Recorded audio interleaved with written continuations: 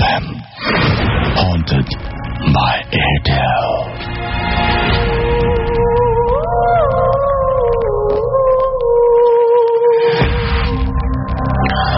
শুনছেন সবসময় রেডিও ফুর্তি, আর এই মুহূর্তে শুরু হয়ে গেল ভূত এফএম হন্টেড বাই এয়ারটেল। আজকে যে ঘটনাটি প্রথমে পড়ব সেটা আমাদেরকে লিখেছেন আমাদের একজন লিসনার, যিনি এখন এই মুহূর্তে আমাদের সঙ্গে নেই। লিখেছেন, প্রিয় রাসেল ভাইয়া, আশা করি নিজ গুণে ভালো আছেন। আচ্ছা, নিজ গুণে ক্ষমা করে দেবেন শুনেছি। নিজ গুণে ভালো থাকা যায়, ভালো মানুষরাই তো ভালো থাকে, সুতরাং গুণ সম্পন্ন মানুষ সবসময় ভালো থাকে। হ্যাঁ, আমি ভালো আছি এবং সবসময় ভালোর দলে। লিখছেন, অতি সম্প্রতি আমার সাথে একটা ছোট্ট ঘটনা ঘটে গেছে। ঘটনাটি আমার কাছে বেশ অদ্ভুত, একই সাথে খুব অস্বস্তিকর লেগেছে। দয়া করে পড়ে শোনাবেন যদি ভালো লাগে। এমন ঘটনা আমি ছোটবেলায় ভূতের গল্প হিসেবে শুনেছি বড়দের মুখে, তবে এত বছর পর যে সেটা আমার সাথেই বাস্তবে ঘটবে তা ভুলেও ভাবিনি, ভয় পাওয়ার ভয়ে। আরেকটা কথা না বলেই পারছি না, ভূত এফএম এর কিছু সম্মানিত শ্রোতা আছেন যারা ভয় কিংবা আনন্দ পেতে নয়, বরং ভুল ধরতে অথবা সত্য মিথ্যা যাচাই করতে বসে যান। আমার এই ঘটনাটি তাদের জন্য নয়।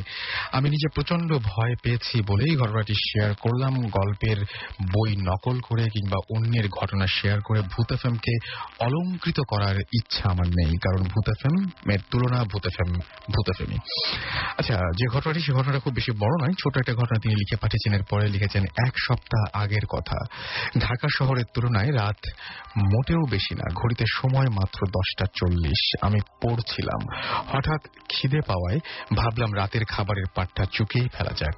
আমি ডাইনিংয়ে খেতে বসলাম। বাসার সবার খাওয়া হয়ে যাওয়ায় টেবিলে আমি একাই খাচ্ছিলাম। আর এমন সময় খাবারের মাঝখানেই বিদ্যুৎ চলে যায়। আশেপাশে আলো না থাকায় একেবারে যাকে বলে ঘুটঘুটে অন্ধকার। আমি খাওয়া থামিয়ে দেই, কিন্তু হাতটা প্লেটেই ছিল। আঁধারে আমি খাবার নাড়াচাড়া করছিলাম আর অপেক্ষা করছিলাম যে বাসার কোনো একজন হয়তো আলোর ব্যবস্থা করবে। ঠিক তখনই আমি আমার ডান হাতে, অর্থাৎ যে হাতে খাবার নাড়ছিলাম, ঠিক সেই হাতের সাথে অন্যরকম কিসের যেন স্পর্শ পেলাম। শক্ত করে ধরলাম সেটা, একটা হাত।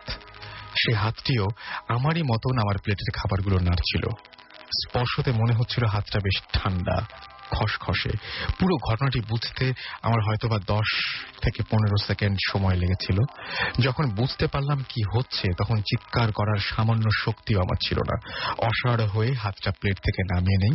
কয়েক মুহূর্ত পরেই আলো চোখে পড়ে। বাসার কেউ একজন বাতি নিয়ে এসেছে। অবাক করা বিষয়, আমি ছাড়া খাবার ঘরে দ্বিতীয় কোনো মানুষ ছিল না, কারণ পাশের দুটো ঘর পরেই সবার কথার আওয়াজ আমি শুনছিলাম। তাই কি হয়েছিল আজও বুঝতে পারিনি। সেদিন আর খাওয়া হয়নি, তবে এখন রাতের খাবার খাওয়ার চেষ্টা করি লোডশেডিং এর আগেই। এই ছিল আমার ঘটনা। থ্যাংক ইউ আপনার ঘটনা পাঠানোর জন্য। এর মধ্যে আমি দেখতে পাচ্ছি যে অনেকে আমাদের এসএমএসও করে ফেলেছেন। আমাদেরকে এসএমএস যারা করেন, তাদের এসএমএস না পড়লে তারা একভাবে যেরকম মন খারাপ করেন, আবার অনেকে এসএমএস করেন না এবং রেডিও ফুর্তির এই ভূত এফএম শো এটার সাথে থাকেন, তারা আবার অনেক সময় বলেন যে এত এসএমএস কেন পড়ছেন। তো আমি কোন দিকে যাব, আমি কুল কিনারা হারিয়ে ফেলি মাঝে মাঝে। যাই হোক, আমাদেরকে পালসার আমাদেরকে এসএমএস করেছেন আমাকে হৃদয়। এছাড়া আমাদেরকে এসএমএস করেছেন অপূর্ব, এবং তিনি বলেছেন যে আই লাভ ভূত এফএম। ফারিন আমাদের এসএমএস করেছেন।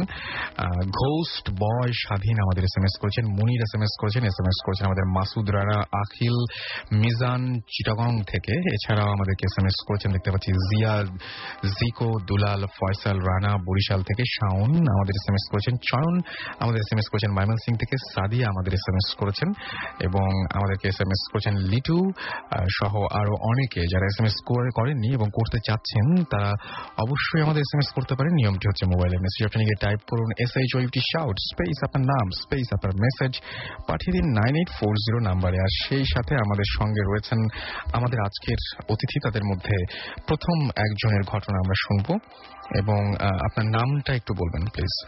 জি, আমার নাম হচ্ছে মোহাম্মদ আশরাফুল আলম। ওকে। আর আমি একটা প্রাইভেট অর্গানাইজেশনে জব করি। ওকে। তো আমার ঘটনাটা হচ্ছে 1997 সালের দিকের ঘটনা। জি। তখন আমি কুমিল্লাতে জব করি একটা ফার্মাসিউটিক্যালস কোম্পানিতে। তো আমার স্টেশনটা থাকে হচ্ছে কুমিল্লা জেলার বরুড়া থানা। সে থানাটা হচ্ছে লালমাই পাহাড়ের পাদদেশে। তো আমার যেহেতু ফার্মাসিউটিক্যাল জব, আমার সকাল থেকে রাত পর্যন্ত মোটরসাইকেল নিয়ে চলাফেরা করতে হয়।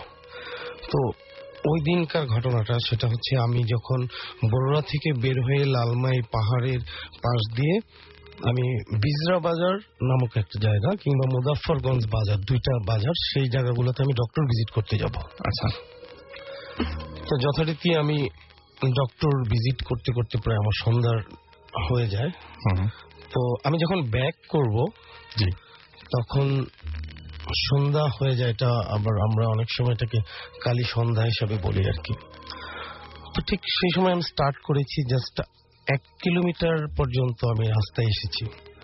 তখন হঠাৎ করে আমার রোড পাশ থেকে একজন লোক আমাকে দাঁড়াতে বলল, হাত তুললো। তো আমি তাকিয়ে দেখলাম যে সেটা আমার পরিচিত, সে একজন ডক্টর। তো আমি যেখান থেকে স্টার্ট করেছি আমার বাসার দিকে আসতে, সেখানে প্রায় 10 থেকে 11 কিলোমিটার দূরে হবে যেখানে ডক্টর প্র্যাকটিস করে, একটা ছোট্ট একটা বাজার।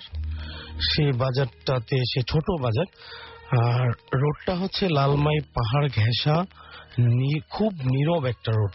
ওকে। তো ওই রোড থেকে অনেকখানি স্লোপ হয়ে নিচু একটা জায়গা, সেখানে সবুজ ঘাসের একটা বাজার, ছোট বাজার, সেটা আমি চিনি। তো ওখানে একজন ডক্টর প্র্যাকটিস করে রেগুলার, আমি এটা জানি, আমারও আসা যাওয়া থাকে মাঝে মাঝে।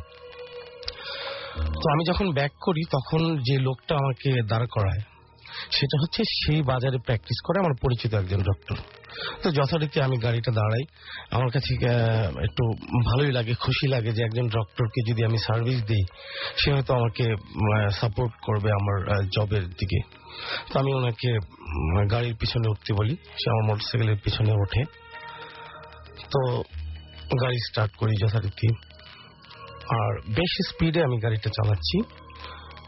এমন সময় তার সাথে আমার কিছু কথাবার্তা হয়, যেমন জব পারপাস, তারপর প্রেসক্রাইব কেমন করে উনি, আমার ওষুধটা কেমন সাপোর্ট করছে, এইসব কথাবার্তা বলে যখন বলি, তখন পিছন থেকে উনি আমাকে শুধু বলে, হ্যাঁ ঠিক আছে, ভালো হচ্ছে, ভালো যাবে, সামনের দিনগুলো ভালো গেছে, এখনো ভালো যাবে, এরকম আমাকে সাপোর্ট করে। তো কথাগুলো আসলে আমি স্পষ্ট যখন শুনতে পাই নাই বাতাসের জন্য, তখন আমি একটু জাস্ট আমার ঘাটটা ফিরে আমি শুনতে চেষ্টা করি তার আনসারটা। সে হ্যাঁ বলতেছে, ঠিক আছে এরকম বলতেছে। তো আবার আমি যথারীতি গাড়ি চালাই। তো এর মাঝখানে সন্ধ্যা হয়ে গেছে। তো আমি দেখতে পাচ্ছি কিছু কিছু গ্রামের পাশে যে ছোট ছোট দোকানগুলো, সেখানে হারিকেন বাতি জ্বলছে, আর কুপি, কোথাও লাইট তেমন, ইলেকট্রিসিটি তেমন একটা নেই। তো যখন আমি ওই বাজারটার কাছে এসে গেছি, ওনাকে আমি নামাবো, তখন আমি গাড়িটা ওখানে থামাই। থামানোর পর আমি খুব খুশি, এখন যে চলে আসছে তাকে আমি এখানে নামাই, আমার বাড়িতে চলে যাব। আচ্ছা। আমার ওই জায়গাটাতে এমন একটা সিচুয়েশন হলো যে আমি তাকে খুশি করে নামাই, এই ভেবে আমি পাটা তুলবো যে আমি গাড়ি থেকে নামবো, তখন হঠাৎ পিছন দিকে তাকিয়ে দেখি সে পিছনে নাই। মুহূর্তের মধ্যে পিছনে নাই। তো যখন এরকম দেখলাম, তখন আমার ভিতরটা একদম কেমন যেন অসাড় হয়ে যাচ্ছিল।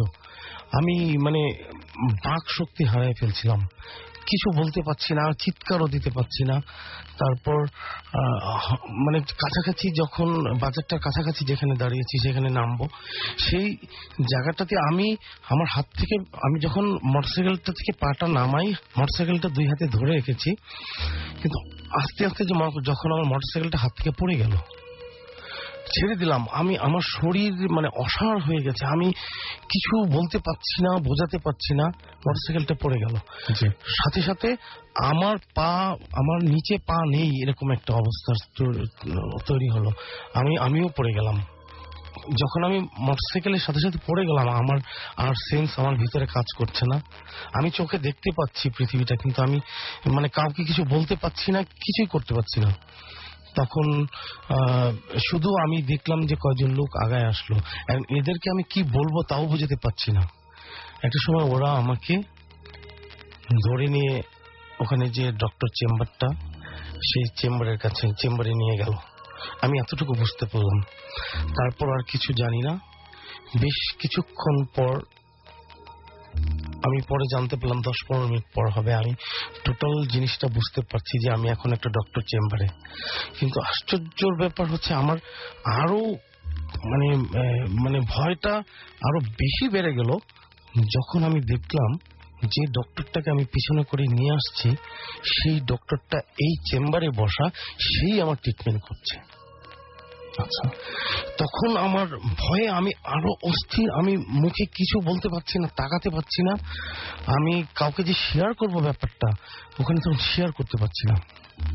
একটা সময় আমি, ওরা চা খেতে দিল, পানি খেলাম, তখন শুধু ডক্টর সাহেবকে বললাম যে আপনি এখানে কখন এসেছেন প্র্যাকটিস করতে? উনি আমাকে বলল আমি 4টা থেকে প্র্যাকটিস করছি। তারপর আমি জিজ্ঞেস করলাম আপনি কি আজকে কোথাও বাইরে কোনো ডক্টর কলে গিয়েছিলেন, পেশেন্ট কলে গিয়েছিলেন? উনি বলল না।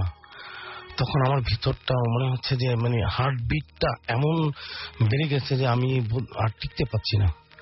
তো ওরা ব্যাপারটা যখন কিছুটা আঁচ করতে পেরেছে, ওরা ভাবছে আমি কোনো আমার কোনো প্রেশার আছে কিনা, এরকম ধরনের ডিজিজ আছে কিনা।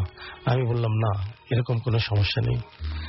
তারপর একটা সময় আমার আরেক কলিগ ছিল, অন্য একটা কোম্পানিতে জব করতেন, উনি আমাকে কিছুক্ষণ রেখে ওনার মোটরসাইকেলে করে আমার বাসায় পৌঁছে দিলেন। তো ঘটনা এরকম যখন হলো তখন আমি এটা কৌতূহল জাগলো যে আমার এরকম কেন হলো ব্যাপারটা। আমি আরেকদিন এসে এখানে জিজ্ঞেস করলাম, তখন এলাকার মানুষ সবাই বলল যে এখানে এমন একটা রাস্তা আছে, এই জায়গাটাতে প্রায় এরকম ঘটনা ঘটে। তার মধ্যে একটা ঘটনা হচ্ছে ওই রোডে কিছু বড় বড় বাস চলে, প্যাসেঞ্জার ভেহিকেল। তো ওই বাস ওরা প্রায় এই জায়গাটা অ্যাক্সিডেন্ট করে, অনেক লোক মারা যায়। কিছুদিন আগে মারা গেছিল। কিভাবে? ওই গাড়িগুলো যখন ওদিকে চলে তখন রোডটা নাকি হয় ডানে টার্ন নাহলে বামে টার্ন, এরকম একটা কিছু দেখতে পায় ওরা। আচ্ছা, অথচ রোডটা কিন্তু স্ট্রেট। তো যখন ওরা দেখে স্ট্রেট কোনো রোড নাই, ডানে টার্ন করছে, গাড়িটা তখন ডান দিকে ঢুকায় দেয়। আসলে সেটা রোড না, একদম নিচে, অনেক নিচে গড়ায় চলে যায়। তখন অনেকগুলো লোক কিছুদিন আগে ওখানে অ্যাক্সিডেন্ট হয়ে মারা যায়। যখন আমি এটা জানতে পারি যে এরকম অ্যাক্সিডেন্ট হয়ে এই রাস্তাগুলো বারবার এরকম ঘটনা ঘটে, তখন আমার ভিতরে এমন কিছু সৃষ্টি হয় যে আমি ওই রোডে আর চলাচল করব না। এখন তারপর থেকে আমি আর ওই রোডে চলাচল করি না। ওকে, থ্যাংক ইউ সো মাচ আপনার ঘটনার জন্য। আসলে আমি মাঝে মাঝে একটা জিনিস চিন্তা করি যে আসলে এই যে সমস্ত ঘটনাগুলো ঘটে, আমরা যে ভয় পাই, যারা আমাদের ভয় দেখায়, এর পেছনে উদ্দেশ্যটা কি কারণ থাকতে পারে?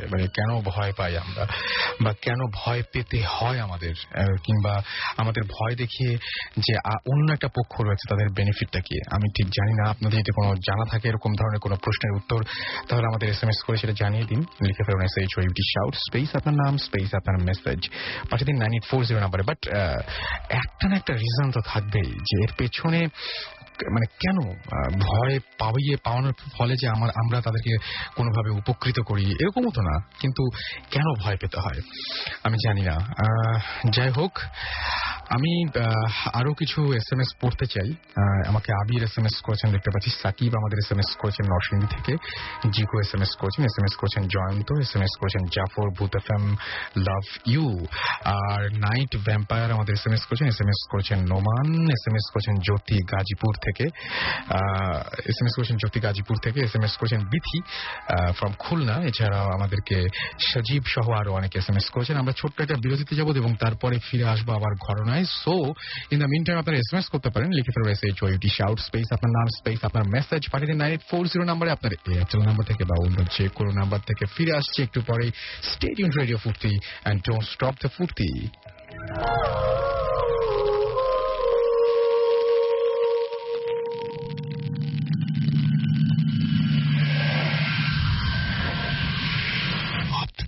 FM, haunted by Airtel.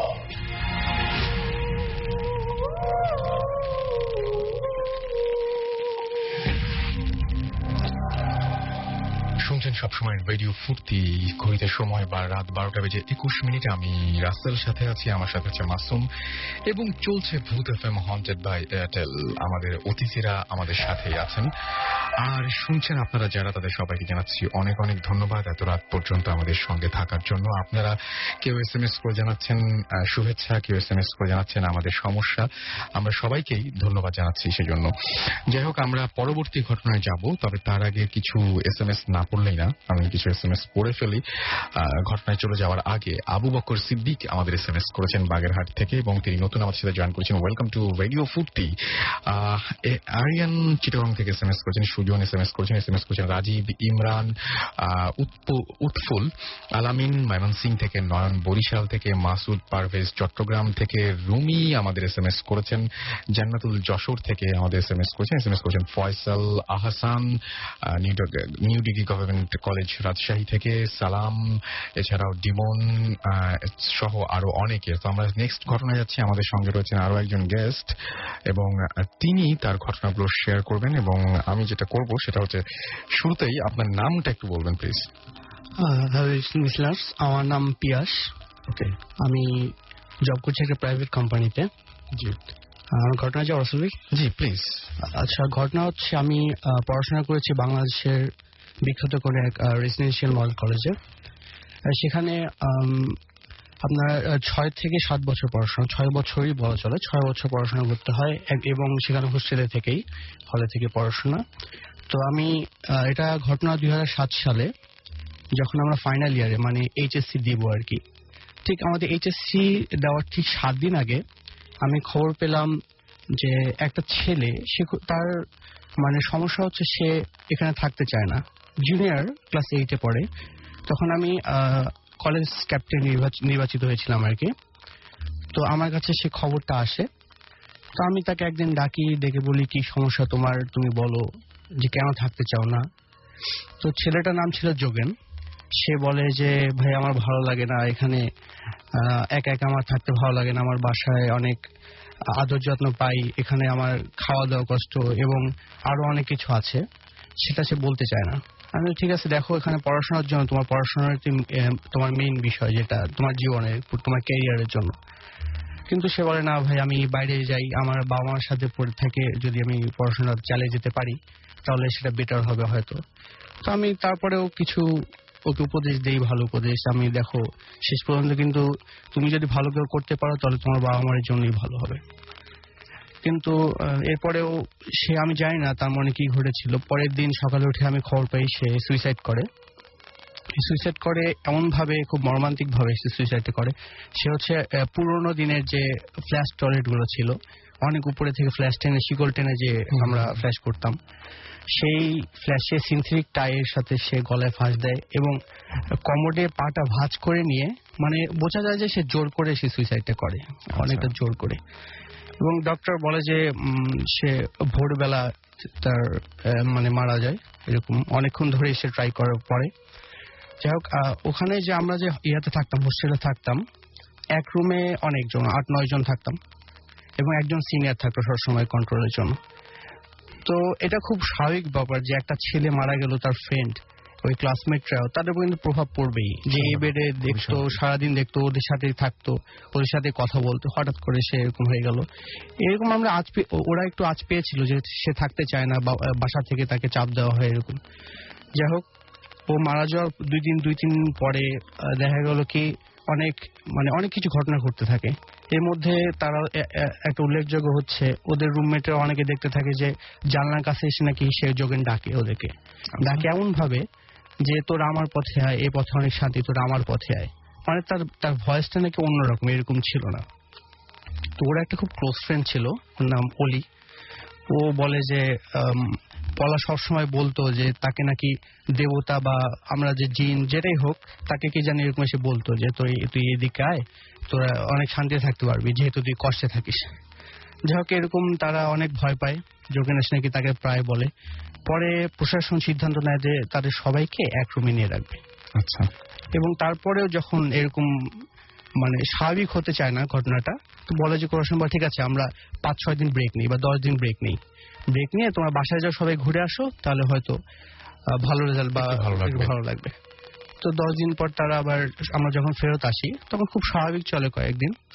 আমাদের এইচএসসি পরীক্ষা কিন্তু শুরু হবে, আমি বলছিলাম যে প্রথমে বলেছি শুরু হয়ে অবস্থা ঠিক তার মানে আপনারা খুব একটা কঠিন সময়ের মধ্যে কঠিন দিয়ে যাচ্ছেন সময়। এই আমি সময়। এখন তখন আমি আবার ক্লাস ক্যাপ্টেন, মানে কলেজ ক্যাপ্টেন। আচ্ছা। আমার উপর দিয়ে মানে কি করব কি না করব, ওদেরকে টেক কেয়ার করবো নাকি আমার পড়াশোনা চালাবো, একটু সমস্যা হয়ে গেছিল।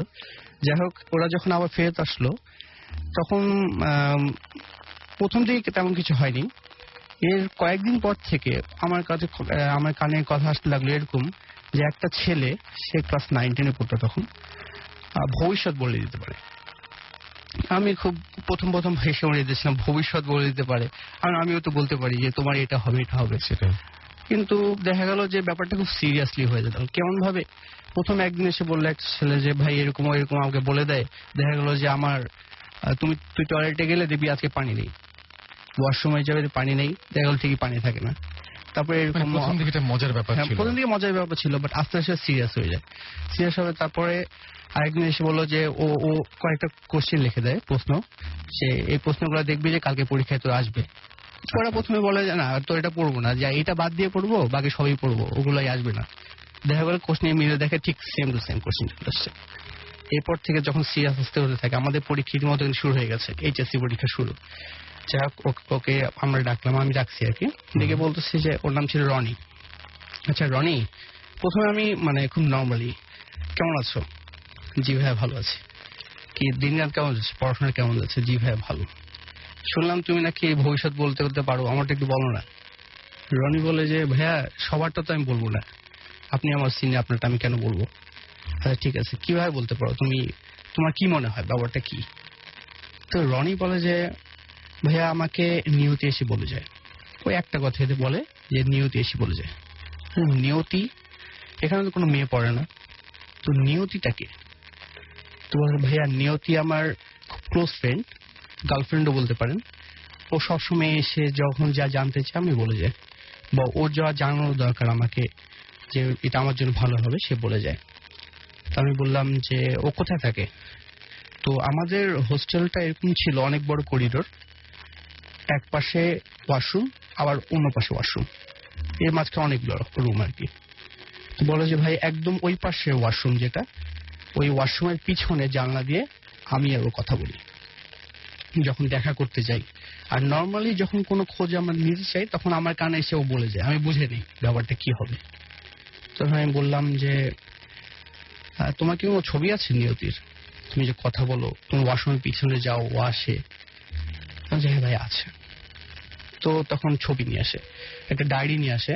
ডায়েরি খুব চিকন ছিল, খুব বেশি হলে 50 থেকে 60টা পেজ। তো বলো ভাই আপনি প্রথম 10টা পেজ দেখবেন, পরে এগুলো দেখবেন না। আমি জানি না, আমার সাথে এভাবে কেউ আগে কথা বলেনি, বা তার কথার মধ্যে যে একটা গাম্ভীর্য ছিল সেটা আমি অনেকটা ঘাবড়ে গিয়েছিলাম, এভাবে কেন বলছে ছেলেটা। আপনি প্রথমে জিনিসটা পুরোপুরি ফান, প্রথমে ফান হিসেবে নিয়েছিলাম। তো ডায়েরি খুব সিরিয়াসলি যে নিয়ে আসলো, বাট এমন ভাবে আমার কাছে অ্যাপ্রোচ করলো যে ভাই আপনি দেখেন 10টা পেজ দেখবেন, তারপরে পেজ দেখবেন না। ইটস লাইক আপনার প্রিন্সিপাল যদি আপনাকে বলে যে তুমি এরপর থেকে এরকম করবা না, ব্যাপারটা আমার কাছে যতটুকু কমেন্ট করছে আপনাকে, কমেন্ট। ও এত জুনিয়র একটা ছেলে হয়ে যেভাবে বলছিল, আমাকে এরকম করে কখনো বলেনি কেউ। ঠিক আছে, আমি প্রথম 10টা পেজ দেখলাম। আসলে ভাই ওটা খুব আশ্চর্য ছিল, এত সুন্দর মেয়ে, বা আমি কিভাবে বোঝাবো আপনাকে জানি না। ফটোগ্রাফ ছিল নাকি ছবি আঁকানো একটা ছিল? পোর্ট্রেট ছিল, সেটা কলম দিয়ে আঁকানো। কলম দিয়ে আঁকানো। ইভেন আপনার আশেপাশে যে আঁকানোর সময় একটু মিস্টেক হয় না, ওরকম কোনো মিস্টেক নাই। 10টা পেজে সেম ছবি আঁকানো। আচ্ছা, even they are not photocopies, একদম 10টা পেজে সেম ছবি আঁকানো, সেম ডেপথ। তা আমি বললাম এই ছবিগুলা কি আঁকিয়েছে? তো বললো সবগুলো আমারই আঁকা। আমি বলি তুমি কখন আঁকাও? তো তুমি ওয়াশরুমে দাঁড়িয়ে নিশ্চয়ই আঁকাতে পারো না। তো আমাদের একটা সিস্টেম ছিল, রাতের বেলা আমরা পড়তে যেতাম ক্লাসরুমে এই পড়াশোনা সব হতো। তো বলতো যে ভাইয়া আমি যে ডেস্কে বসতাম, আমাদের ওটা সবাই একটা নিজস্ব ডেস্ক ছিল যেখানে আমরা বইটি রাখতাম। প্রতিদিন নিয়ে এসে একদিন একটা ডেস্কে বসলে ব্যাপারটা কেমন হতো, আমরা নিজে ঠিক করে নিতাম, একটা ডেস্কে একজনে বসতাম। আমি যে ডেস্কে বসতাম তার ঠিক সামনের ডেস্কে নিয়তি এসে বসতো প্রতিদিন। যখন আমার মন ছিল আমি আঁকাতাম। তুমি 10টা ছবি কেন একইভাবে আঁকাও? তখন বলে ভাইয়া ও আমাকে বলে যে তুমি সবসময় আমার ছবি একভাবে আঁকানো। তখন ঠিক আছে, আমি তখন ব্যাপারটা আর কোনো কোশ্চেন না করে, ঠিক আছে রনি তুমি যাও, তোমার সাথে আমি পরে কথা বলবো। আচ্ছা। তারপর আমি ওর ক্লাসমেটদেরকে ডাকি। ক্লাসমেটটা যখন আসে, কয়েকজন আসে, তা আমি ওকে বলি আচ্ছা রনি কি কি কাজ করে একটু আমাকে বলো তো। তো তারপরে ও একটা ফ্রেন্ড বলে যে ভাই ও ক্লাসে সবসময় বসে থাকে, ক্লাস শুরু হয় যখন খাতার দিকে তাকিয়ে থাকে অল টাইম। তেমন টিচারও কিছু বলে না।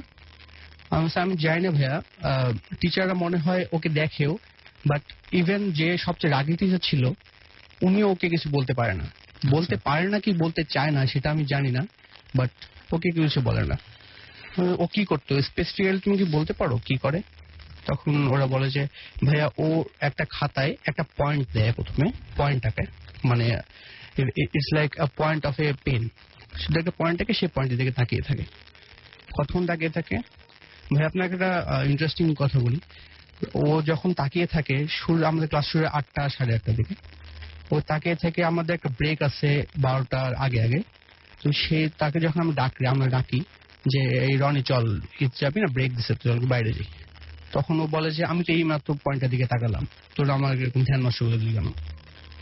তারপর ওরা আর কিছু বলে না, ঠিক আছে তোমরা যাও, আর কোনো কিছু হলে আমাকে জানাবা। এর মাঝখানে আবার রনিকে নিয়ে আমাদের মধ্যে খুব চাঞ্চল্য সৃষ্টি হয়। আমি এগুলা বলি আমার ফ্রেন্ডদেরকে।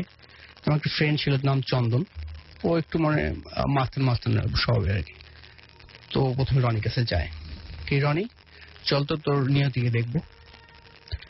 তখন রনি এমন ভাবে অ্যান্সারটা দেয়, ভাইয়া চলেন। চন্দন আমাকে বলে ও এমন ভাবে অ্যান্সারটা দেয়, ভাইয়া চলেন, it's not the same as was, মানে অন্যরকম অ্যান্সার। যে ও আমাকে যেভাবে অ্যান্সার দিয়েছিল, ভাইয়া প্রথম 10টা পেজ দেখবেন, যেরকম অ্যান্সারটা আমার কানে আসছিল, আমার মনে হয় চন্দনের কানও ঠিক সেম অ্যান্সারটা গিয়েছে।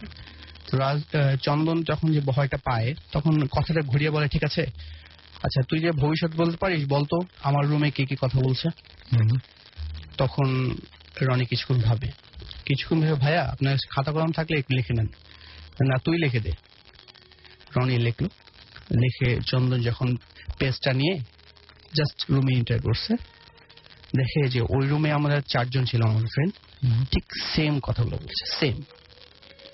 কোথায় ব্রেক দিবে সে ওই ব্রেকের জায়গায় ফাঁকা রাখছে, আবার ওখানে মানে ব্রেক, কথায় ব্রেক, আবার তারা সেম কথা বলছে। চন্দন আর কিছু বলেনি ওদেরকে, ও শুধু আমাকে এসে শেয়ার করে ব্যাপারটা এরকম। এরপরে আমাদের পুরো হোস্টেলের জন্য একজন ক্যাপ্টেন ছিল। অনেকগুলো হোস্টেল তো আলাদা আলাদা করা, তো ওর নাম ছিল পলাশ।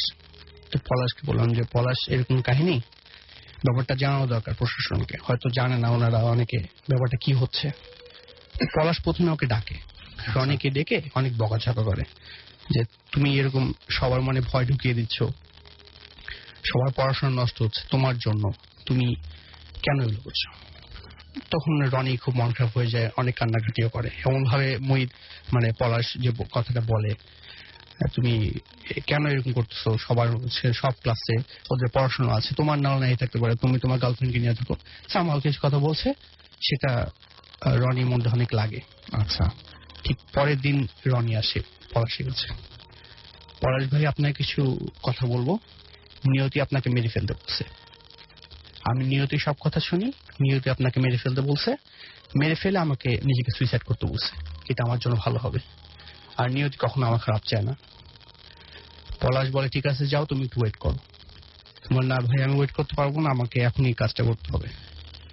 পলাশ ওখান থেকে যেভাবে হোক সামহাও ছুটে চলে আসে, এসে আমাকে এগুলো কথা বলে। আমি এবং পলাশ তৎক্ষণাৎ যাই প্রশাসনের কাছে যে স্যার এরকম কাহিনী, রনি এগুলোকে বলছে সুইসাইড করবে বা আমাদেরকে মেরে ফেলবে, এরকম হুমকি দিচ্ছে। তখন প্রশাসন ইনকোয়ারিতে যায়, দেখে হ্যাঁ ঠিক সেম, সবাই একই কথা বলছে। তখন তার সিদ্ধান্ত নেয় যে রনিকে আর কলেজে রাখবে না। তো এই সিদ্ধান্ত তাদের স্ট্রিক্ট লেটার চলে আসে কলেজ থেকে, তার বাবা মা আসে, রনির বাবা মা আসে তাকে নিয়ে যেতে। যেদিন চলে যাবে রনি, সেদিন যাওয়ার ঠিক আগে পলাশের সাথে দেখা করতে আসে, জানে পলাশ সেই পলাশের জন্যই তার এই ঘটনা হয়েছে। পলাশের দেখা করতে এসে পলাশকে বলে, পলাশ ভাই আপনি তো আমাকে বের করে দিলেন কলেজ থেকে, শুধু একটা কথা মনে রাখবেন, আমি চলে যাব, তো ঠিক আজকে রাত থেকে রাত 10টার সময় দুটো চড়ুই পাখি আপনার রুমের সামনে এসে থাকবে, একটা আমি আর একটা নিয়তি। এ কথা বলে আর কোনো কথা না বলে রনি চলে যায়। ঠিক রাসেল ভাই 10টা থেকে, সেদিন রাত 10টা থেকে প্রতিদিন দুটো চড়ুই পাখি এসে বসতো। এটাকে আপনাদের কলেজে সবাই জানে? সবাই জানে। সবাই জানে বলতে আমাদের ক্লাস যারা জুনিয়র হয়তো তারা এত কনসার্ন না। ওটা দুইটা চড়ুই পাখি এসে বসতো এবং সেগুলোকে তাড়িয়ে দেওয়ার পরে আমরা দাঁড়িয়ে থাকতাম, ততক্ষণ আসতো না, আবার যখন সরে যেতাম ঠিক এসে বসতো। এরকম মহিত পলাশের অনেক ভয় লাগে, ও রুম চেঞ্জ করে, বাট ওই রুমের সামনে দুটো চড়ুই পাখি এসে বসতো। এর 1 মাসও হয়নি, 20-25 দিন পরে আমরা জানতে পারি রনি হচ্ছে সিএমএইচ অ্যাডমিট ছিল, ওখানে ভালো হয়ে যায়। আমি জানি না ব্যাপারটা কি, তখন আমরা দেখা করতে যাই তার সাথে। সেখানে যাওয়ার পর ডাক্তার বলে যে ও মেডিটেশন বা সামথিং করতো, যেটা কারণে সাইকোলজিক্যাল ডিসঅর্ডার হয়। তখন আমরা ডাক্তার বলি তাহলে এরকম কেন বলতে পারে, ডাক্তার কোনো অ্যান্সার দিতে পারেনি। তখন আমরা যে রনি রুমে গেলাম, রনি যে ইউনিটে ছিল, দেখা যাওয়ার পরে আমাদের দেখে রনি খুব জোরে যে কেঁদে ওঠে। তখন রনি বলে যে ভাই আমার কলেজটা অনেক পরিচিত, আমার অনেক ভালো লাগতো, আমাকে কেন বের করা হয়েছে, ওরা কেউ উত্তর দিতে পারে না। আসলে রাসেল ভাই আমারও তো কোনো উত্তর ছিল না, কোনো প্রশ্নের হয়তো উত্তর আমার জানা নাই। মানে আপনারা এটা নিয়ে বেশ, তারপরে কারো তো কোনো ক্ষতি হয় নাই শেষ পর্যন্ত? ক্ষতি হয়নি, বাট ঘটনাটা বেশ এরকম ছিল। এবং যেটা হতো সেটা হতো যে কোনো জিনিসই সে যে কোনো সময় বলে ফেলতে পারতো। হ্যাঁ, বলে ফেলতে পারতো এবং সামহাউ তার হচ্ছে মানে সে মেন্টালি পরে হচ্ছে একটা খারাপ সিচুয়েশনের মধ্যে চলে গিয়েছিল। বাট তার আগে পর্যন্ত হয়তো আগেই গিয়েছিল, কিন্তু কিছু কিছু জিনিস ঘটেছে যে সমস্ত জিনিস আসলে কোনো অ্যান্সার নাই। এবং নিয়তিটা বা কে কোথায় গেল হারিয়ে, বা কে আসছিল, এটাও অ্যান্সার। আচ্ছা, আপনারা যেটা বলেছিলেন, আমার মনে হয় ইমেইলে যতটুকু বলেছেন, আপনারা গেস করছিলেন যে পড়ি বা এরকম কিছু একটা হতে পারে, এরকম কিছু একটা হতে পারে। ওকে, ফাইন। সো থ্যাংক ইউ আপনার ঘটনার জন্য। আমি এরপরে যে ঘটনাটা আরো একজন গেস্ট রয়েছেন, এবং সেটা হচ্ছে আপনারা গত সপ্তাহেও বলেছিলেন, বাবু ভাই আছেন আমাদের সঙ্গে, আবারও এসেছেন তিনি। আমাদেরকে রওফান নবী SMS করেছেন, এছাড়াও আমাদেরকে SMS করেছেন আসলাম নারায়ণগঞ্জ থেকে, আমাদেরকে SMS করেছেন অমি ঢাকা থেকে, এছাড়াও আমাদেরকে মাসুক SMS করেছেন আমাদেরকে সঞ্জিত SMS করেছেন মুরাদ নারায়ণগঞ্জ থেকে, অপু আমাদেরকে SMS করেছেন আমাদেরকে দেখতে পাচ্ছি এখানে আনোয়ার। আচ্ছা, আমাদেরকে ডেড ব্রাইড SMS করেছেন সান এন্ড তামান্না, আমাদের SMS করেছেন। সান্না তো এটা হবে সোয়ান মনে হয়, এবং তামান্না বিজয় আমাদের SMS করেছেন আমাদেরকে ইমন ফার্মগেট থেকে।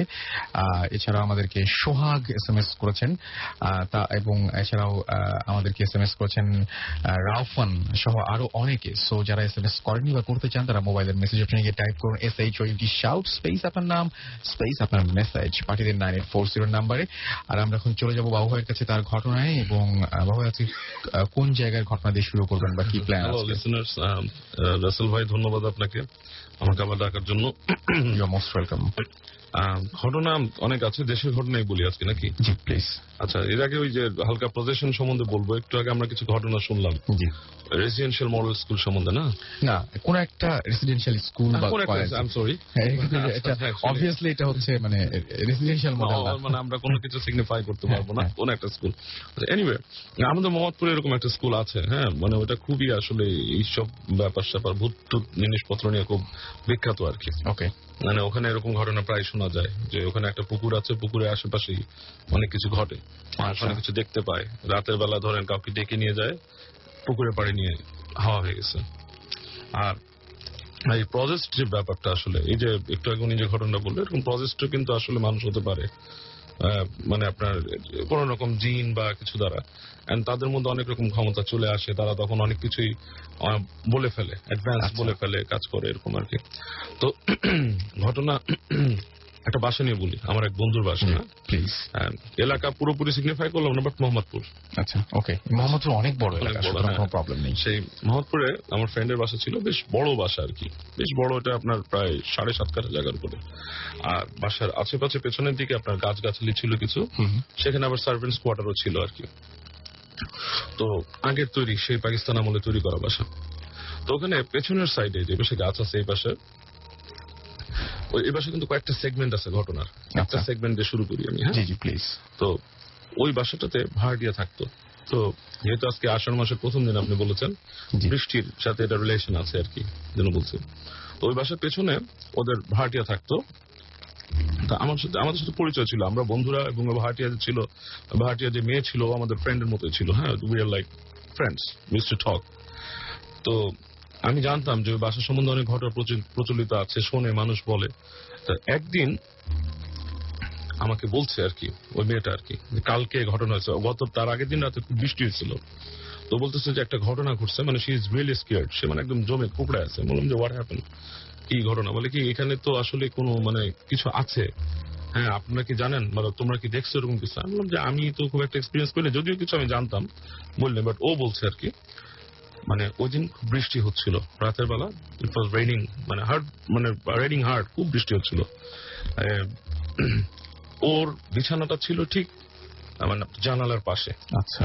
আর ওই জানালার পাশে ছিল গাছ। হ্যাঁ, তো শুয়ে আছে, জানলা খুলে দিছে, বৃষ্টি মানে এর আগে গরম ছিল, বাতাস ঢুকছে। শুয়ে থেকে তো হঠাৎ করে ও ফিল করতেছে ভিজা ভিজা গলার কাছে, সামথিং লাইক আচ্ছা। মানে ভিজা কিছু নড়ছে গলার কাছে। তো ফার্স্টে ঘুম আধো জাগরণ মনে করছে যে আপনার সামথিং লাইক বৃষ্টির পানিটা নিয়ে এসে পড়তেছে, বাট ফার্স্টের দিকে খুব একটা সে অ্যাটেনশন দেয়নি। পরের দিকে সে হাত দিয়ে এটা ধরতে যে দেখে পিছলায় জানি কি সরে গেল। আচ্ছা। তো শি ফেল্ট লাইক মানে কোনো কিছু কিনা সাপ টাপ কিছু ভয় পেয়ে গেছে। হুম তো যখন সে তাকাইছে তাকে দেখে যে একটা জিব্বার মতো লম্বা, হুম। হ্যাঁ, যে তার এইখানে গলার কাছ থেকে এখানে এরকম চারটে ছিল, অনেকটা চাটার মতো জিব্বাটা অন্ধকারে গাছের ওদিকে চলে গেল আর কি। আচ্ছা। তো সে তো প্রচন্ড ভয় পেয়েছে, ফ্রোজেন হয়ে গেছিল, শি ওয়াজ ফ্রস্ট। ভয় পেয়ে আর কি টুকরায় টুকরায় গেছে, বাসায় ডাক দিছে, তো বাসার মানুষজন এসে জ্বালা টানা লাগাইছে। তো এইটা ওই বাসার একটা ঘটনা কিন্তু। হ্যাঁ, তো ওই বাসায় আরো অনেক মানুষ অনেক কিছু এক্সপিরিয়েন্স করছে। আচ্ছা। আরেকটা বলি যে ওই বাসায় ছাদের উপরে জি। একটা ছোট রুম ছিল, সেখানে একজন লোক থাকতো আর কি। তো উনি একদিন বলতেছে আর কি যে আমি গতকাল রাতে একটা জিনিস দেখছি এই বাসায়। কি বলছে কি, আমি ছাদের মধ্যে দেখছি দুটা বাচ্চা, ছোট ছোট বাচ্চা, 6 মাস 8 মাস বয়স হবে, তারা ছাদের উপর হামাগুড়ি দিচ্ছে। আচ্ছা। হামাগুড়ি দিচ্ছে, খেলতেছে। ইট ওয়াজ মানে রাত মানে 2টা-3টা বাজে, এরকম সময় তো বাচ্চা হামাগুড়ি দেওয়ার কিছু নাই। তো উনি ভয় পেয়েছে। ভয় পাওয়ার পরও উনি খুব সাহস করে কিউরিয়াসিটি থেকে বের হয়েছে। বের হয়ে বাচ্চাদের সামনে গেছে, দেখে বাচ্চা নাই, পুরা ভ্যানিশড। আচ্ছা। বাচ্চা নেই। এবং ওখানে অনেকে নাকি বাচ্চার ওই কান্না শুনতো প্রায়, ছাদের মধ্যে খেলা করার শব্দ পেত। এটা বাচ্চাদেরই খেলা, মানে বাচ্চারা খেলাধুলা ছোট বাচ্চা, মানে একদম ছোট ইনফ্যান্ট বাচ্চা, মানে 6 মাস 8 মাস বয়সের বাচ্চারা যেরকম সাউন্ড করে খেলে, এরকম কিছু। এবং অনেকেই বাচ্চারা দেখছে এরকম সামহাউ। আর আমি যেটা দেখছিলাম ওই বাসায় দুটো জিনিস। একদিন আমি ওই বাসায় যাচ্ছি, মানে বাসাটা মানে অন্ধকার থাকতো, মানে মোহাম্মদপুরে কিছু কিছু অংশ আছে কিন্তু খুব মানে মানুষজন খুব কম থাকে, দেখবেন সন্ধ্যার পরে 7টা-8টার পরে বেশ নির্জন হয়ে যায়। এরকম অনেক রাস্তা আছে। অনেক রাস্তা আছে। তো আমি বাসাটার মেন গেট দিয়ে ঢুকছি, ঢোকার পরে নিচে একটা ক্লিনিকের মতো ছিল আর কি। তো আমি ডান দিক দিয়ে ঢুকে ওদের গাড়ি বারান্দা যেটা, ওটা দিয়ে যাচ্ছে। তো যে ঠিক দরজাটার সামনে দেখি একটা মহিলা বসা, মানে খুব শীর্ণ দেখি, মানে মনে হচ্ছে যে she is really lean and thin. আচ্ছা। এবং তার মানে চুলগুলা মাটি পর্যন্ত ছুঁয়ে আছে, আচ্ছা। এরকম লিন এন্ড থিন। তো আমি থমকায় গেছি যে আমি ঢুকবো। তা আমি বলতেছি কে এখানে, কে? কারণ আমি ওর বন্ধুর বাসায় পাই যেতাম। কে? কয়েকবার বলার পরও কোন উত্তর দিল না। হ্যাঁ, আমি কি করলাম, যেই ওটাকে পাশ কাটায় যেতে গেছি, মানে আমি চাইছি যে পায়ে হেঁটে যাবো, পাশ কাটায় ফেলছি আমি। ইন দ্য মিন টাইম আমি তাকে দেখি নাই, কেউ নাই ওখানে। তো আমি উঠে চলে গেছি। ওই বাসায় আরেকবার একটা ঘটনা ঘটছিল। আচ্ছা। সেটা হচ্ছে আমি একটা ছায়ার মতো, মানে মানুষ, মানে হিউম্যান মানুষের মতোই ছায়া, ঠিক অন্ধকারে তো দেখা যায় না। আমি দেখলাম বাসার পিছে দৌড় দিয়ে ঢুকে গেল, মানে বাসার পেছন দিকে যে অংশটা গাছালি যেখানে ঢুকে গেছে। মানে একদম নর্মাল হাইট টাইট সবকিছু মানুষের মতোই, এবং মানুষের মতো হবে ছায়া। তো আমি মনে করছি যে কোনো চোট ওর কিছু। আচ্ছা। আমি পিছে পিছে যেতে গেছি। হ্যাঁ, অ্যাকচুয়ালি জিনিসটা কি করছে, আমি যখন যাচ্ছি, আমি কিছুতে যাওয়ার পর দেখলাম ঠাস করে আমি নিচে পড়ে গেলাম। নিচে মানে আমি মাটির তলে ঢুকে যাচ্ছি, মানে অল অফ এ সাডেন আমি 2 হাত দিয়ে আটকাই দিয়েছি 2 পাশে। তখন ফাইন্ড আউট করলাম সেফটি ট্যাঙ্ক আছে নিচে ছিল, সেটার নিচে যে ঢাকনা নাই। আমি কিন্তু স্পষ্ট দেখছি মানুষটা ওটার উপর হেঁটে চলে গেছে জায়গাটা দিয়ে। আচ্ছা। তো আমি জাস্ট তাড়াতাড়ি হাত দিয়ে ধরে নিজেকে টেনে উঠালাম, মানে আরেকটু হলে আমি নিচে চলে যেতাম আর কি। আচ্ছা। এই কয়েকটা জিনিস ওই বাসায়, এবার আরো কিছু ঘটনা মানুষ শুনছে আর কি। এটা হচ্ছে এই বাসা সম্বন্ধে। ওকে, আর আরেকটা বাসা সম্বন্ধে আছে, সেটা কি বলবো? হ্যাঁ প্লিজ। এটা কিন্তু একটু সময় নেবে বলতে। আচ্ছা, একটু সময় নেবে, তাহলে আমি একটু কিছু SMS পড়ে ফেলি। আচ্ছা, আমাদেরকে লিটন দেখছি SMS করেছেন, এবং আমাদেরকে দেখতে পাচ্ছি যিনি বলছেন পান্থপথ থেকে, এবং আমাদেরকে তারা খুব কষ্ট করে দুজন একটা হেডফোন দিয়ে শুনছেন। আশিক জামালপুর থেকে SMS করেছেন, ভূত FM দারুণ লাগছে, কিন্তু আর SMS পড়া হয় না, বাট SMS পড়ে ফেলেছি। আমাদেরকে শম্ভু দেব SMS করেছেন, জিশান আমাদের SMS করেছেন, SMS করেছেন তাজ মোহাম্মদপুর থেকে। এছাড়া আমাদেরকে অচেনা সকাল চিটাগং থেকে SMS করেছেন, SMS করেছেন আমাদেরকে মুন্নি পিঙ্কি ময়মনসিং থেকে, মাহি আমাদের বরিশাল কমার্স কলেজ থেকে SMS করেছেন, রুহুল দাস, ইমরান আখতারু আমাদের SMS করেছেন মোহাম্মদপুর থেকে, এবং কোথায় সেই প্লেস সেটা জানতে চেয়েছেন, না এটা তো বলা যাচ্ছে না। হৃদয় বাবু আমাদের SMS করেছেন আমাদেরকে মুশফিকুল।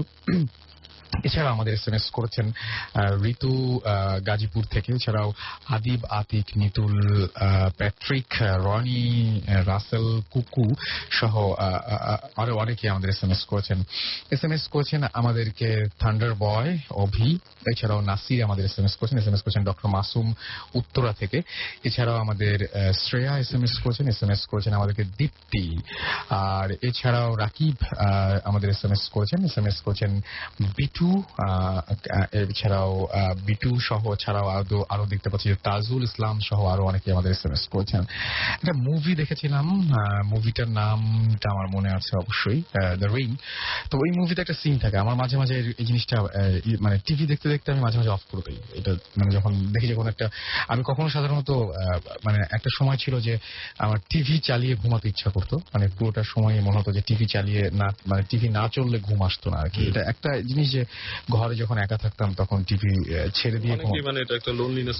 হ্যাঁ এটাই তো। আমি তখন যেটা করতাম সেটা হচ্ছে হয় খেলার চ্যানেল দিয়ে রাখতাম, অথবা এরকম ধরনের, মানে এমনকি রান্না বান্নার চ্যানেল হলেও চলবে, বাট অবশ্যই কোনো মুভির চ্যানেল না। হ্যাঁ, কারণটা হচ্ছে যে ওখানে একটা সিন থাকে এরকম, আমার মাঝে মাঝে মনে হয় যে টিভিতে আমি যে ভয়ঙ্কর জিনিসটা দেখছি, টিভি থেকে রুমের মধ্যে চলে আসে, তাহলে কি হবে? এটা কিন্তু করতেই পারে। আপনাকে বলছিলাম যে গত ইস্যে যে আমার এক ছোট ভাই দেখছে যে আপনার টেলিভিশনের যে সংবাদ পাঠিকা তাকে মানে ব্যাপারটা হচ্ছে যে একদম যদি ক্যারেক্টারটাই বেরিয়ে আসে, হ্যাঁ মানে খুব একটা ভয়ঙ্কর একটা কিছু দেখছি, হয়তো একটা লাশ দেখছি, দেখা গেল যে লাশটা বেরিয়ে আসছে, এবং মানে যদি এটা মুভি, তারপরে বলি যে মানে রিং এ যেরকম,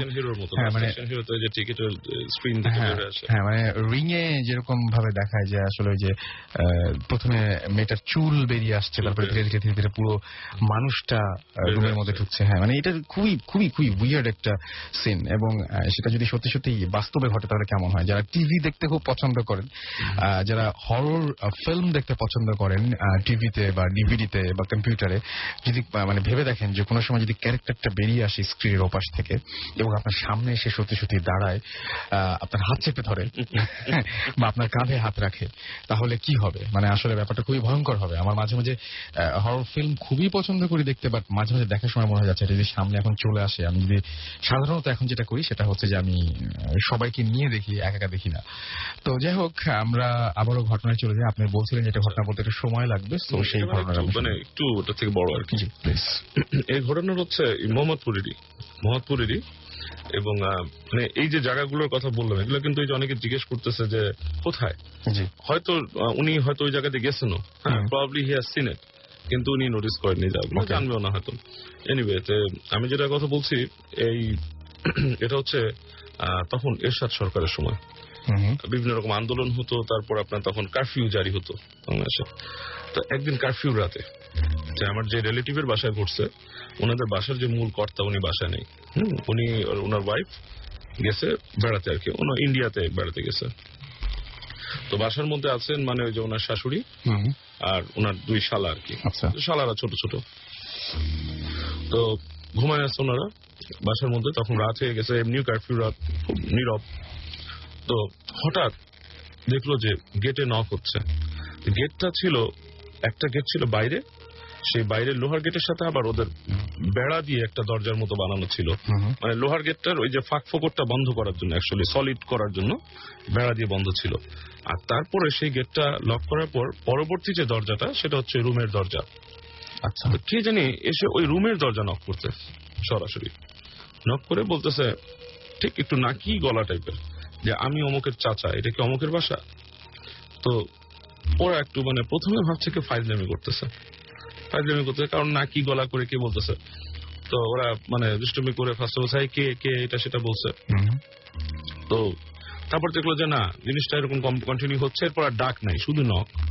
তো শুধু নক হওয়ার পর এক সময় কি করছে, বড় ছেলেটা আর মাটা উঠছে, উঠে ওরা দরজা খুলছে। দরজা খোলার পর থেকে কেউ নাই, ফাঁকা, পুরো জায়গাটাই ফাঁকা। তো করিডোরটা পুরো ফাঁকা, সামনেও ফাঁকা। কিন্তু ওইখানে কারো আসা সম্ভব না, কারণ বাইরের দরজা চলে যাওয়াটা, হ্যাঁ এত দ্রুত লিফট করা তো সম্ভবই না, কারণ এত দ্রুত লিফট করতে গেলে আপনার দৌড়ায় বের হয়ে দেয়াল টপকায় তারপর যেতে হবে, ইটস নট পসিবল। তো তখনই ওরা একটা ধাক্কা খেয়েছে, হ্যাঁ, যে মানে হাউ ডিড ইট হ্যাপেন। তো ওরা যে দেখে যে আসলে শিকল দিয়ে মারা ছিল বাইরের দরজাটা, ঠিকই লক করা ওরকম, এখানে এরকম হচ্ছে। তো ওরা করে কি ভয়ে তাড়াতাড়ি ভিতরে ঢুকে দরজা লক করে দেয়। দরজা লক করার সাথে সাথে আবার নক, সেম নক। এবার আর কোনো ডাক নাই, এবার অমুকের চাচা এই ধরনের কোনো কথা নেই, জাস্ট নক করতেছে। নকটা কি মানে ধাক্কা আর কি, ধাপ ধাপ ধাপ ধাপ করে ধাক্কা দিচ্ছে। তো ওরা খুবই ভয় পেয়ে গেছে। তো ভয় পাওয়ার পরে কেউ খুলতেছে না। এদের মধ্যে একজন বলতেছে আগুন আনবো, লোহা আনবো, কোনো কথা নাই, মানে ওইটার কোনো আসলে মানে কাজ হচ্ছে না। এনিওয়ে এরকম চলছে। তো একটু পরে মনে হলো যে রাগের চোটে ওদের যে বাইরের দরজার যে বেড়াটা কেউ সেটা একটু মোচড়ায় ভেঙে ফেলতেছে, কড়মড় কড়মড় করে সাউন্ড হচ্ছে বাইরের দরজাটা। ওরা শুনতেছে, কিছু করার নাই। তারপরে হলো কি, হঠাৎ করে বৃষ্টি শুরু হলো, ইটের বৃষ্টি। ওরা যে রুমটা থাকতো সেটা ছাদ ছিল পাকা, আর তার পাশের অংশটা ছিল টিনের, মানে আপনার কিচেন, তারপর রান্নাঘর, এগুলো ছিল কিচেনের, ওগুলো টিনের। তো প্রচন্ড রকম বৃষ্টি পড়তেছে, মানে ইটের বৃষ্টি, ছাদেও শব্দ হচ্ছে, টিনের তো ঝমঝম করে শব্দ হচ্ছে ইটের। এনিওয়ে তো অনেকক্ষণ ধরে বৃষ্টিটা হলো। ওরা ভোরবেলা হয়ে গেছে, তো আজানের আগে দিয়ে থেমে গেছে ওগুলা। তো ভোরবেলা ওর আম্মা আজানের পরে অজু করতে বেরিয়েছে, বেরিয়ে যেয়ে দেখে উঠানের মধ্যে প্রায় আপনার 1 থেকে 2 ইঞ্চি পরিমাণ সুরকি জমে গেছে, পুরা লাল ইটের সুরকি। আচ্ছা। তো পরে আরেকটু সকাল হলে ওরা বের হয়েছে, বের হয়ে যে গেট খুলছে, খুলে দেখে যে দূরে একটা বাসার সামনে সুরকি জমানো ছিল, সেই সুরকিগুলা ওখানে কমে গেছে, ওখান থেকে কেউ এনে এখানে ফেলছে। আচ্ছা। তো ওই বাড়িটা কিন্তু প্রজেস ছিল, হন্টেড বাড়ি ছিল। পরবর্তীতে ওরা নিয়ে আসে, আপনার ওই যে হুজুর নিয়ে আসে ছাড়ানোর জন্য, যে বাসাটা বন্ধ করে দিব। তো হুজুর ঢুকতে যাওয়ার সময় হুজুর যখন পা দেয়, বারবার হুজুরের পাটাকে কিন্তু মোড়াই দিচ্ছিল, মানে ডান দিক থেকে বাম দিকে করে দিতেছিল, হুজুর পা রাখতে পারতেছিল না শুধু। আচ্ছা। পরবর্তীতে হুজুর আর কি রিচুয়াল পালন করে দোয়া পড়ে আর কি আসে, বাসায় ঢোকে বাসাটা বন্ধ করে দেয়। তো তারপরও উইয়ার্ড ঘটনা বাসায় ঘটতো, যেমন সাডেনলি টেম্পারেচার মানে বেড়ে যাওয়া, কমে যাওয়া, এই ধরনের ঘটনা প্রায় হতো ওখানে। দেখা যাচ্ছে অল অফ এ সাডেন রুমের টেম্পারেচার অনেক ড্রপ করে গেছে, ঠান্ডা হয়ে গেছে রুমটা, আবার হঠাৎ করে গরম হয়ে গেছে, এই থিংস লাইক দ্যাট। আর ওই বাসেরই একটা ছোট ঘটনা আপনাকে বলছিলাম, যে ওই যে উঠান দিয়ে হেঁটে যাচ্ছে আর কি। Right, okay, thank you. আমরা আরো বেশ কিছু SMS পেয়েছি, এবং সেই SMS গুলোর মধ্যে আমি দেখতে পাচ্ছি যে এখানে একজন SMS করেছেন, তিনি নাম হচ্ছে ওয়ালিদ। তিনি আমাদেরকে যেটা বলেছেন যে ভাই আমি স্টুডিওতে আসতে চাই, হোয়াটসঅ্যাপ নাম্বার, এবং তিনি একটা নাম্বার দিয়ে বলেছেন সেই নাম্বার থেকে কল করতে। না, এইটা আসলে এখানে সরি, এটা আসলে এখানে আসার ওয়ে না। ওয়ে যেটা, সেটা হচ্ছে আপনাকে ইমেইল করতে হবে। আমাদের ইমেইল অ্যাড্রেস আছে, আর সেটা হচ্ছে bhootfm@radiofuর্তি.fm, which is bhootfm@radiofuorti.fm। আপনার যে ঘটনাটি আছে সেই ঘটনাটি টাইপ করে বা সেই ঘটনাটি আমাদেরকে ইমেইল করতে হবে, লিখে পাঠান আমাদের কাছে, নাম, ঠিকানা এবং ফোন নাম্বার সহ। যদি আপনার ঘটনাটি সিলেক্টেড হয় আমাদের দ্বারা, তাহলে অবশ্যই অবশ্যই অবশ্যই আপনি একটা কল পাবেন, এবং আপনাকে আমরা তখন ইনভাইট করবো আর কি। জাহিদ আমাদের SMS করেছেন আব্দুল্লাহপুর থেকে, যে রাসেল ভাই কেমন আছেন, ঘটনা শুনতে অনেক ভয় লাগছে, মনে হচ্ছে যে আমার রুমটা হন্টেড। আচ্ছা, একটা জিনিস, সেটা হচ্ছে ভূত এফএম এর পরের কিছু মানে আফটার এফেক্ট আছে আর কি। তো আমি যেটা সাবধান করতে চাই সেটা হচ্ছে যে এই সময় হঠাৎ করে ভূত এফএম শোনার পরে হঠাৎ করে যদি যখন ঘুমিয়ে পড়বেন আর কি, ঘুমানোর পরে যদি কোনো দুঃস্বপ্ন থেকে হঠাৎ করে জেগে উঠেন এবং বুঝতে না পারেন যে আপনি আসলে কোথায় আছেন, আপনি কি ঘরের ভেতরে আছেন নাকি আপনি অন্য কোথাও অবস্থান করছেন, তাহলে যেটা করতে হবে একটু শান্ত হন, চোখটা বন্ধ করে আবার চোখটা খুলতে হবে, মানে ধীরে ধীরে একটু নিজের মাথাটাকে শান্ত করতে হবে আর কি, মানে ঠান্ডা করতে হবে আর কি, ঠান্ডা করতে হবে। তারপরে মানে একটু সময় নিতে হবে আর কি। যদি হঠাৎ করে দেখেন যে মশারির বাইরে কেউ দাঁড়িয়ে আছে তাহলে একেবারেই সেটাকে পাত্তা দেবেন না। বাথরুমে গিয়ে যদি দেখেন যে আসলেই কমোডের ওখানে কেউ বসে আছে বা বেসিন দিয়ে পানি পড়ছে তাহলে একেবারেই মানে ভয় পাবেন না, লাইটটা জ্বালিয়ে কিছুক্ষণ ওয়েট করবেন, কাউকে ডাক দিয়ে দিতে পারেন ইচ্ছা করলে।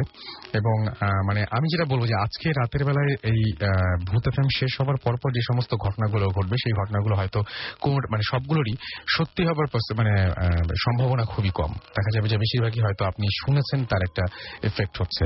সো অবশ্যই সেইটাকে পাত্তা দিলে আপনি আরো বিপদে পড়বেন। রাতের বেলায় অনেক রকম ঘটনা কিন্তু ঘটতে পারে। যাই হোক, আমরা কিছু এসএমএস আরো কিছু এসএমএস পড়ে ফেলতে চাই। ইন দ্য মিন টাইম আপনারাও আমাদের এসএমএস করুন, লিখে ফেলুন SHOUT শাউট স্পেস আপনার নাম স্পেস আপনার মেসেজ পাঠিয়ে দিন 9840 নাম্বারে। আপনার এয়ারটেল নাম্বার থেকে বা অন্য যে কোনো নাম্বার থেকে তাহা খান আমাদের এসএমএস করেছেন এবং তিনি এসএমএস করেছেন ওয়ারি থেকে এবং তিনি বলছেন যে ঘটনাগুলো ভালো লাগছে। এবং আমাদেরকে মিল্টন এসএমএস করেছেন নরসিংদী দাসপাড়া থেকে এবং তিনি বলেন যে আজকে তিনি এতগুলো এসএমএস করেন, একটা এসএমএস পড়া হয়নি কিন্তু আপনার এসএমএসটি এই মুহূর্তে আমি পড়ে ফেলেছি। নাসির আমাদের এসএমএস করেছেন শনির আখড়া থেকে। এছাড়া আমাদের এসএমএস করেছেন মিঝু, এসএমএস করেছেন আমাদেরকে তুষার মীর বাড়ি থেকে। এছাড়া আমাদেরকে রাফি হাতিরপুল থেকে এসএমএস করেছেন। আমাদেরকে এসএমএস করেছেন হুজাইফা মোহাম্মদপুর থেকে। এছাড়া আমাদের এসএমএস করেছেন সেজুতি তিনি এবং তুর্না খুলনা থেকে আমাদের এসএমএস করেছেন। তিথি গাজীপুর থেকে এসএমএস করেছেন। আমাদেরকে ওয়ালিদ খান আবারও একটা এসএমএস করেছেন। লিমু মোহাম্মদপুর থেকে আমাদের এসএমএস করেছেন। এসএমএস করেছেন আচ্ছা তিনি যেটা বলছেন যে তিনজন একটা ফোনে লাউড স্পিকার লাগিয়ে তারপরে তারা সবাই মিলে এই শো শুনছেন। তারেক আরিফ আতিক তারা সবাই আমাদের সাথে রয়েছেন। আছেন ফারহান, আছেন উমর শাহেদ চিটাগং থেকে, মাসুদ পারভেজ আমাদের সঙ্গে রয়েছেন চট্টগ্রাম থেকে, রূপক নারায়ণগঞ্জ থেকে রয়েছেন আমাদের সাথে রয়েছেন, আকাশ সাতক্ষীরা থেকে, মাসুদ পারভেজ আমাদের সাথে রয়েছেন বগুড়া থেকে। এছাড়া আমাদের সাথে রয়েছেন চিটাগং থেকে আবু সাইদ বাবু এবং আচ্ছা আবু সাইদ তিনি লিখেছেন যে বাবু ভাইয়ের স্টোরি ইজ গুড স্টোরি। আচ্ছা ওকে, থ্যাংক ইউ সো মাচ। শিশির লিখেছেন চাঁপাইনবাবগঞ্জ থেকে, তিনি ভূত এফএম অনেক লাভ করেন সেটা জানিয়েছেন। মিরন আমাদের এসএমএস করেছেন। এছাড়াও আমাদেরকে এসএমএস করেছেন জামাদুল সহ আরো অনেকে। আর আমরা আরেকটা ছোট ঘটনায় কি যেতে পারি না, আমরা আপাতত একটা ছোট্ট মনে হয় ব্রেকে যেতে হবে। So in the meantime আমি আপনাদেরকে আবারও বলি যে আমাদেরকে এসএমএস করুন। আচ্ছা আরো এসএমএস দেখতে পাচ্ছি আমি, রাসেল আচ্ছা আমাদেরকে এসএমএস করেছেন দেখতে পাচ্ছি সাজিদ এবং নিশা, তারা কুর্মিটোলা এয়ারফোর্স ক্যাম্প থেকে আমাদের সঙ্গে রয়েছেন। এছাড়াও আমি দেখতে পাচ্ছি যে আরো অনেকে এসএমএস করছেন, অনেকে এসএমএস পাঠানোর নিয়মটি জানতে চাচ্ছেন। যারা এসএমএস পাঠানোর নিয়মটি জানতে চাচ্ছেন তাদেরকে বলি মোবাইলের মেসেজ অপশনে গিয়ে টাইপ করুন SHOUT শাউট স্পেস আপনার নাম স্পেস আপনার মেসেজ আর পাঠিয়ে দিন আমাদের কাছে 9840 নাম্বারে। আর যারা ইমেইল করতে চান তাদেরকে ইমেইল অ্যাড্রেসটি আরো একবার দিয়ে দেই। আমাদের ইমেইল অ্যাড্রেসটি হচ্ছে bhootfm@radiofurti.fm আর স্পেলিংটিও বলে দিচ্ছি সেই সাথে। স্পেলিংটি হচ্ছে BHOOTFM@RADIOFOORTI.FM। আমাদের আরো কিছু গেস্ট রয়েছেন, সেই সমস্ত গেস্টদেরকেও আমাদেরকে নিয়ে আসতে হবে। সো আমাদের একটা ছোট্ট ব্রেক দরকার অ্যান্ড ব্রেকের পরে আবারও ফিরে আসছি। কোথাও যাবেন না, আমাদের সঙ্গে থাকুন এবং ব্রেকের পরে আর নতুন অতিথি নিয়ে নতুন ঘটনা নিয়ে আপনাদের সঙ্গে আসবো। স্টে টিউন টু রেডিও ফুর্তি অ্যান্ড ডোন্ট স্টপ দ্য ফুর্তি। ফিরে আসছি একটু পরেই।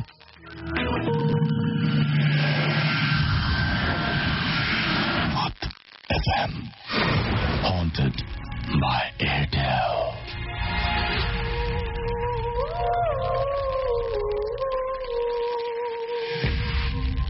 শুনছেন সবসময় রেডিও ফুর্তি, ঘড়িতে সময় রাত 1:08 আর চলছে ভূত এফএম হন্টেড বাই এয়ারটেল। আমি রাসেল আছি আপনার সাথে, আছে মাসুম এবং আমাদের আজকের অতিথিরা। আর আনফর্চুনেটলি যদি আজকের এপিসোডটি কেউ মিস করে ফেলেন তাহলে আপনার আরো একবার শোনার ব্যবস্থা রয়েছে।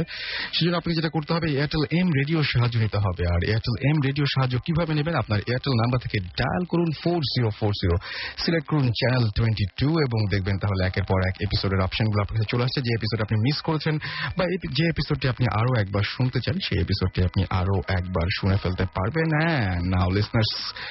Now listeners can get the Bhoot FM tune as their caller tune, my tune from Airtel. আপনি যেটা করতে হবে আপনাকে শুধুমাত্র যে Bhoot FM tune কোডটা আপনাকে মনে রাখতে হবে, and tune code is 92125 এবং এটা অ্যাক্টিভেট করতে হলে আপনাকে জাস্ট একটা এসএমএস পাঠিয়ে দিতে হবে। মোবাইলের মেসেজ অপশনে গিয়ে টাইপ করুন সিটি স্পেস দিয়ে 92125 এবং পাঠিয়ে দিন 3123 নাম্বারে। দেখবেন যে টিউনটি আপনার হয়ে গেছে। যারা আমাদের এসএমএস করতে চান তারা মোবাইলের মেসেজ অপশনে গিয়ে টাইপ করুন SHOUT শাউট স্পেস আপনার নাম স্পেস আপনার মেসেজ পাঠিয়ে দিন 9840 নাম্বারে, এয়ারটেল নাম্বার থেকে বা অন্য যে কোনো নাম্বার থেকে। আর যারা আমাদের ইমেল করতে চান তারা ইমেল অ্যাড্রেসটি লিখে ফেলুন। ইমেল অ্যাড্রেসটি হচ্ছে bhootfm@radiofurti.fm which is BHOOTFM@radioforti.fm। আমাদের সঙ্গে এই মুহূর্তে একজন অতিথি রয়েছেন, আসলে ইনফ্যাক্ট আমাদের সঙ্গে বেশ কয়েকজন অতিথি রয়েছেন, একে একে সবার কাছে আমরা আসবো এবং আপনাদের অসংখ্য এসএমএস রয়েছে। সেই এসএমএস গুলো কিছু না পড়লে একটু পরে গালাগালি শুনতে হবে, সো কিছু এসএমএস পড়ে ফেলতে হয়। রিপন আমাদেরকে এসএমএস করেছেন কোনাবাড়ি গাজীপুর থেকে, তাসফিন এসএমএস করেছেন আমাদেরকে, মাহমুদ এসএমএস করেছেন, স্বপ্ন চূর্ণ আমাদের এসএমএস করেছেন, মিষ্টি আমাদের এসএমএস করেছেন, তাজ আর যে রাজু, মিম, ওয়ালিদ খান, ইমাম, রনি, আই এম রনি, আচ্ছা তার লিখেছেন, আচ্ছা তার নাম আসলে রনি, আই এম রনি না, আচ্ছা। এছাড়া আমাদেরকে অ্যানি এসএমএস করেছেন আমাদেরকে সোহাগ কল্যাণপুর থেকে, মির্জা এসএমএস করেছেন শহীদুল ডুয়েট থেকে, এছাড়াও আমাদেরকে সাদ্দাম এসএমএস করেছেন ইলিয়াস এসএমএস করেছেন শাহরিয়ার সহ আরো অনেকে। আমাদের সঙ্গে এখন যেই